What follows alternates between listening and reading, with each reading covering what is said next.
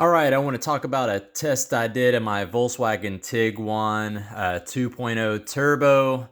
A pretty fuel efficient car. So I took it out to a stretch of road. I wanted to make sure on the way out I would be going the same speed with the same wind, and on the way back, same speed, same wind. 95% humidity, it was a slight drizzle, 55 degrees, and the wind speed remained the same through the whole test at 6 miles per hour, and it's a very flat course. So 55 miles an hour with a 6 mile an hour tailwind, and 70 miles per hour with a 6 mile an hour headwind on the way back.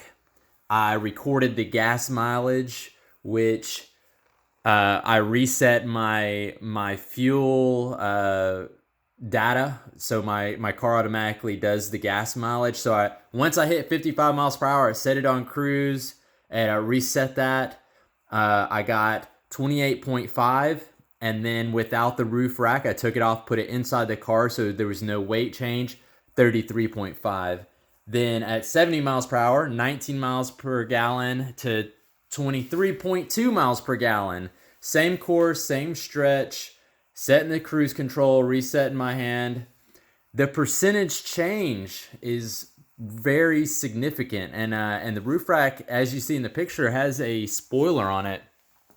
So we're 14.92% change for positive, and then at 70 miles per hour is even greater, is 18.1. Although at faster speeds, your gas mileage is going to automatically be lower, but this was pretty significant. On that 70 mile per hour, we also had a little bit of a headwind, but I thought this was very interesting.